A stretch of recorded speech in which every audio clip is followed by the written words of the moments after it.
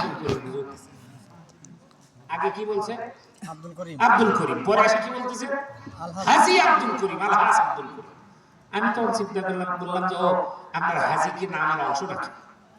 হুজুর হজ করতেছো এই জন্য বললাম আর কি।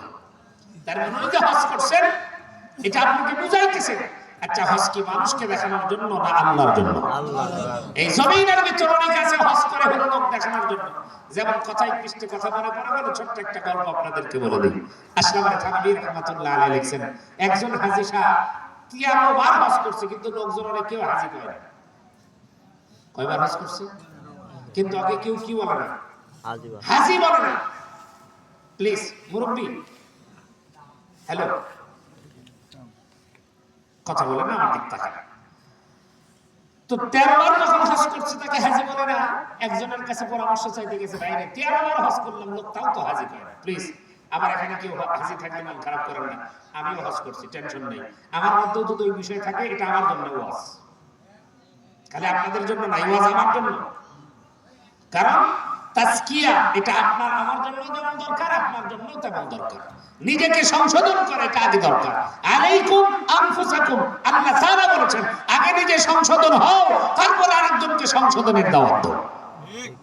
এই জন্য এই ওয়াজগুলো করার পিছনে কারণ হলো নিজেদের মধ্যেও যদি এটা থাকে তাহলে বের করে দেওয়া। কয় ভাই তুই কি কস? কয় 13 বার হজ করছিস কিন্তু লোকে তো হাজী কয় না, তাহলে এইবার যা, এইবার গেলে তো হাজী বলবে। কয় কেমনে? কয় তুই এক কাজ করবি। কি? কয় হজ করতে তোয়াফ করতে করতে ওটা যে জমজম কূপ আছে, এখন তো জমজম কূপ একদম ঢেকে দেওয়া, উপর থেকে আর দেখার উপায় নেই।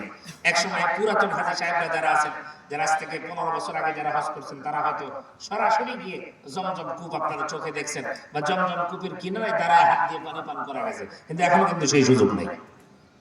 তা আল্লাহর বান্দা ওই সময় হজ করতে গেছে, ওকে বলছে যে ওই তোয়াফ করতে করতে জমজম কূপের পাশেই প্রসাব করতে বসবি। যে যার কাছে বুদ্ধি চাইছে, এই বুদ্ধি দাতাও কি খুব ভালো মানুষ না? কোন জায়গায় প্রস্রাব করতে বলছে চিন্তা করে দেখেন। ও যেমন বুদ্ধি দাতাও তেমন। এখন কইছে তাই হ্যাঁ, এরকম করলি কই এটা করলে আমাকে হাজী বলবে? হ্যাঁ। তার মানে অনেক মানুষ আছে মূর্খ মানুষ, হজ করতে যায়, বিশ্বাস করেন, প্লিজ মাফ করে দিয়েন আমাকে। অনেক মানুষ আছে টাকা পয়সা খরচ করে হজে যায়, আস্তাগফিরুল্লাহ, লাব্বাইক আল্লাহুম্মা লাব্বাইক, লাব্বাইক লা শারীকা লাক লাব্বাইক, ইন্নাল হামদা ওয়ান নি'মাতা লাকা ওয়াল মুলক। এই একটা যে লা শারীকা লাক, এই যে একটা তালবিয়া, এটাই ফার্স্ট থেকে লাস্ট পর্যন্ত পড়তে পারে না, অথচ হজ করতে গেছে। এটাই পড়বার কারণে বাকি জিনিস যে কি আছে তা আল্লাহ ভালো। আমি আপনাদেরকে বলবো, যেহেতু সামনে জিলহজ মাস, জিল কদর পরেই জিল শাওয়াল যেহেতু চলতেছে, হজে যারা যাবেন তাদেরকে বলি, ভাই হজে যাওয়ার আগে আপনি একটু হজের নিয়ম কানুনগুলো শিখে এরপরে যান। 10, 1, 2, 5, 6 লক্ষ টাকা খরচ করবেন, এক্সট্রা আরো 5,000 টাকা খরচ করেন। কোন হুজুরের কাছে এখনই যান, যে হুজুরের কাছ থেকে পুরো হজের নিয়ম কানুন শিখেন, মুখস্থ করেন, তারপরে হজে যান, তবেই তো আপনার এই টাকাটা কাজে লাগবে। কথা বলেন ঠিক কিনা? ঠিক। আল্লাহর বান্দা চলে গেছে, এখন তোয়াফ করার সময় ওই ঠিক ওই যার বুদ্ধি অনুযায়ী আস্তে করে বসে, মানে প্রসাব করার, আসলে তো প্রসাব করবে না, কিন্তু প্রসাব করার ভান করতে বলছে। যেই প্রসাব করতে বসছে, এমনই আশেপাশে বাঙালিরা যে সকল হাজিরা ছিল তারা ডাক দেখে, এ ধর ধর ধর মুতারু হাজি। কি হাজি? মুতারু হাজি। ধরে টানা তুলছে, নিয়ে গেছে, বাস ওই যে নাম হয়েছে। এরপরে দেশে আসার পরে হাজি নাম ঠিকই আছে, কিন্তু মুতারু হাজি নাম ফুটাইতে চাইছে। আসলে নাম ফুটানোর জন্য হবে না কার জন্য হবে? আল্লাহ। মুসলমান বন্ধুরা আমার খেয়াল করেন, আল্লাহ রাব্বুল আলামিন কুরআনুল কারীমের ভিতরে ডাক দিয়ে বলেছেন, ইন্না সলাতি ওয়া নুসুকি ওয়া মাহইয়ায়া ওয়া মামাতি লিল্লাহি রাব্বিল আলামিন।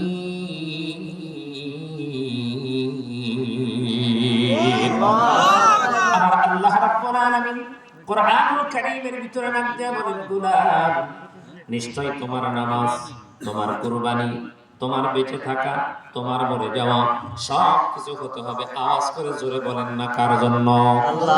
তাহলে আমার নামাজ হবে কার জন্য? আমার হজ হবে কার জন্য?